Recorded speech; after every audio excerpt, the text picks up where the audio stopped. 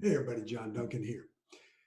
Coming to you live, and I want to answer some questions since we're all in quarantine and trying to figure this thing out as we watch the news and things change, it seems like on a daily basis.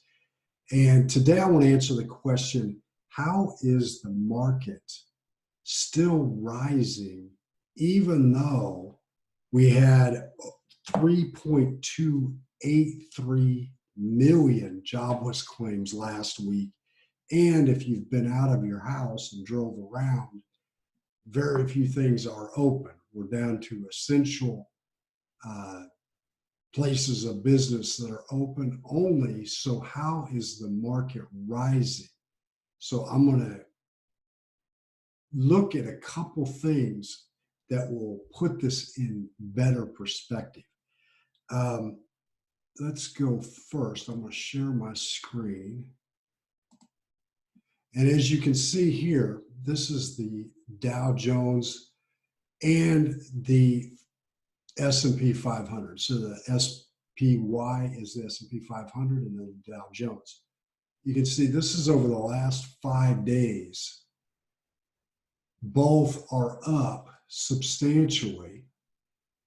And if we zoom out, though, to the last 3 months, you can see that they hit the peak back in February. And so since February, this is as of February 19th, it hit the peak. And then it's been a roller coaster if you've been watching this at all since then. And going back to the 5-day, and let's go back to today. You can see up almost 3% for both. And you can also see a lot of different ETFs that are multiplied accounts are up substantially as well. And the way that you need to think about the markets is they're like a balloon. And if you look back to last week, the government, after going back and forth and all kinds of issues on trying to figure out how to help, workers and so forth, and then it added a whole bunch of things that had nothing to do with coronavirus or helping the general public. They agreed on a almost $2 trillion stimulus plan. Well, I wanted to show you here, if you go back in time, this is from the Federal Reserve. You can see from 1980 out to now, and I'd already did the math, they've increased the money supply by 983%. And why that's important is we left the gold standard in 1971. So dollars basically are not backed by anything except a promise, but more than that, they can be, if you're a government, you can basically print them into oblivion. And so what does that mean to you and me? And how did that affect this market? Well, even the thought of them passing a stimulus bill of this magnitude, the market started to go up. If we go back out over a month, just down, down, and down, and then we started getting wind of them putting together a stimulus bill, and you can see then it was choppy, but it continued to go up and up. It was chopping up and down, and then you'll see last week, even through the craziness of both sides of the aisle arguing, it still continued to grow the market. And the easiest way to think of it is like the ocean. It's like the ebb and the flow of the ocean with the tides. Or, as I was saying, it's like a balloon. And so the stock market, we want to believe is based on certain fundamentals and so forth, and it is. However, the real driver of the market is how much money is flowing into it, how much money is being created. So what am I saying? Money policy plays a huge role in what the market will do and won't do. And so a lot of people over the last month or so, because the market was at all-time highs in February, then it started just free falling down. They were panicking because they're looking at, online at their account balance drop down and down. What they got to understand is that, when you read a headline, it says, market lost, X amount of trillions of dollars. It didn't lose anything. It basically, money was extracted. As people sell out of positions, the market drops. Obviously, it's like a balloon. You're letting the air out, it shrinks down. Oh, they're going to create some more money and throw it into the system, blowing the balloon back up, the market expands. Now, what does this mean to you and me? Coronavirus, it's a horrible thing that it's like a specter. It's a lot of fear around it. Beyond coronavirus, at some point, we will be beyond this tragedy, if you will. But what has been added at this point, could be even more soon, is $2 trillion of just new capital into the system out of nowhere, out of thin air, just like they did in 2008. And they've been doing pretty much ever since. The government is addicted to low interest rates and getting as much money into the system as possible.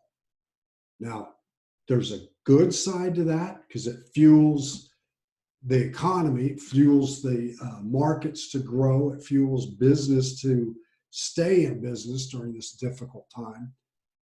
But the negative is you cannot play small because the value, say you just stop, put your money under a mattress, what you're essentially doing, or in business, you're just status quo. Every time a new issue comes up, whether it's a coronavirus or whatever, and they dump a ton more money in, it dilutes the dollars that are already in the system. And as I said, since 1980, they've multiplied the money in the system almost 1,000%. That's why you can't just stop anymore. Like this is where the wealth divide is coming from, because the people that keep doing, and we're going to cover in other lives, quarantine level lives, we're going to cover how to use it to your advantage and what to watch out for. I get, I can't go that deep on this one little session, but what I want to say to you is every time that they keep printing and dumping a ton of money into the economy, what happens, and this is happening worldwide, by the way, it dilutes the purchasing power of the dollars that you already have. So what does it mean? The days of putting your money in the bank, earning 5, 6, 7, 8%, no risk, no nothing, and keeping up and staying ahead of inflation, all that is gone. We're at zero interest rates on savings pretty much. And you have to make smart moves with your money.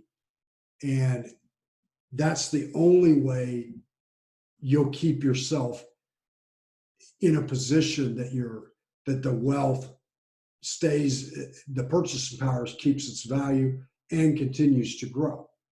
Now we're going to cover on other lives how to actually do that, like step by step, how to do that so that you're actually benefiting by them dumping all this money into the economy, and not only just by putting money in the market, because not every market's great, but it's not somewhere to build solid wealth. Like a lot of people think of the market as like the place.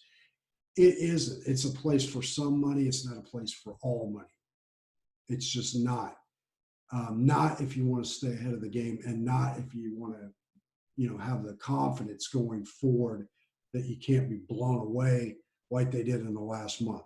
Now, I will say this, because of the money that they're willing to throw at the system, in other words, like the balloon they shut the entire economy down, except for the essential. Shut it all down. But what they did that's different than 2008 is immediately came in and threw a ton of money at it. But what the wealth divide is going to do is do this. It's going to get bigger and bigger and bigger, because the value of the dollars themselves is going to be diluted at every emergency. So that is it. This is Monday, March 30th, 2020. As the stock market was up today another 3%, even after almost 3.283 million job unemployment claims last week, and no definite as to when the coronavirus is going to be under control.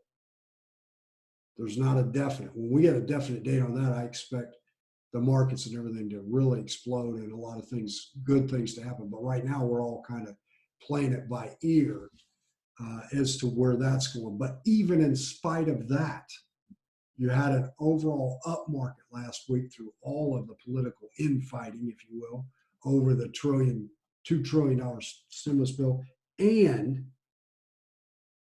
with all the unemployment claims. And this is even, what's interesting about this is even knowing that this week there'll be a ton more unemployment claims, like a ton. And the market's still climbing. Why? Because the government blew a whole bunch of air into that balloon. Now, they cannot do that indefinitely. We all know that. And in some of the lives that I'm going to do one every day for the next while here. There's going to be a price or a toll to be paid, and there's ways that you can protect yourself from that as well. So anyway, again, I'll see you on the next one tomorrow. Today is March 30th. This is John Duncan. Thank you. I wish you and your family well, and keep your hands clean. Thank you.